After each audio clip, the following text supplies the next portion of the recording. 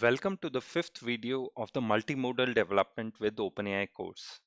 GPT-4o and recently announced GPT-4o Mini have vision capabilities, which means that these models can take image as input and answer questions about them.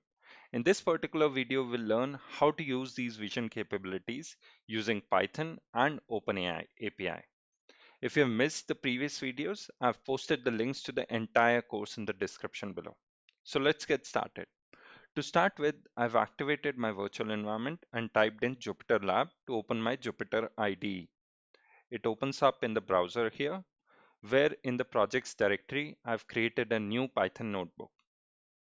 Now, there are two ways to send an image to OpenAI. Let's look at them one by one.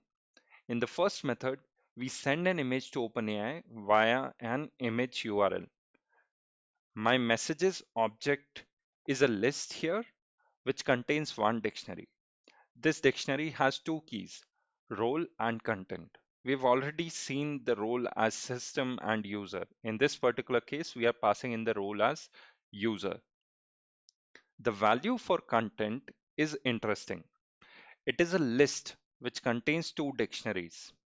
The first dictionary has two keys, type and text. The second dictionary again has two keys, type and image URL. So we can understand type is of text and text contains our input question. And in the second dictionary, type is an image URL and the actual image URL again contains a key value pair where key is URL and the value is an URL which contains an image. Here is that image. It is a receipt and we are asking it the question, what items are present in this receipt? Based on this, we get a response from OpenAI which matches my image. Another way of sending an image to OpenAI is by converting that image to Base64 format. I've written a small function here which takes in an image as input, reads it, and converts it into Base64 format.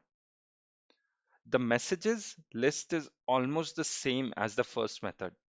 The only change here is the value of the URL. In this particular case, instead of the image URL, we are specifying that image is of type PNG and it is in Base64 format. And then we append the Base64 encoded image that we received from this particular method. I'll show you the image that we are using here. This is a different image. And hence, when we ask the question, what items are present in this receipt, we get a different response, which is total of $77, which matches this particular receipt. So these were the two ways in which you can use the vision capabilities in the new model. In the next video, we'll learn how to use function calling to enhance our project. Please like the video and subscribe to the channel. Thanks for tuning in. See you in the next one.